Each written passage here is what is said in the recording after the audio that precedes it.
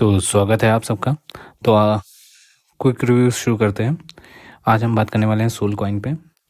Soul की price चल रही है $168 और अभी भी ये लग रहा है कि रेजिस्टेंस पे ही अपनी बैठा हुआ है।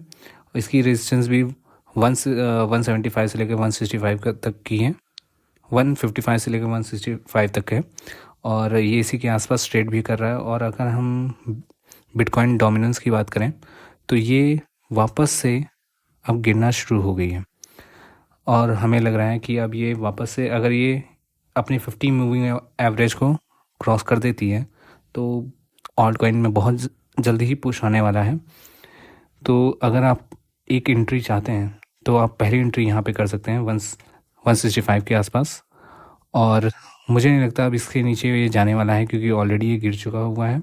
और अगर अगले इसी अगस्त में नहीं सितंबर में ट्रम्प ने कोई अनाउंसमेंट कर दी तो ऑल्ट कॉइन में एंट्री का मौका मिस हो सकता है। तो अगर आप चाहें तो पहले से यहाँ पे एक एंट्री ले सकते हैं और इससे नीचे जाने के ज़्यादा चांसेस नहीं हैं।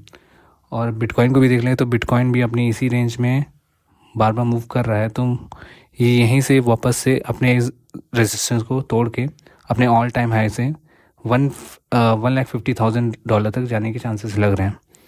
और अगर मैं दूसरे कॉइन की बात कर लूँ तो ऑन्डो में भी वही पुश का नज़र आ रहा है कि ये वापस ऊपर जा सकता है।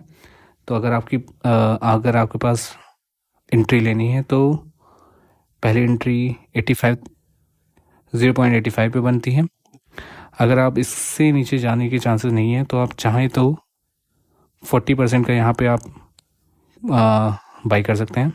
अगर इससे नीचे आए तो 85 पे एक अगली एंट्री बनती है और उससे अगर एकदम मिनिमम देखा जाए तो 0.68 पे थर्ड एंट्री बनती है।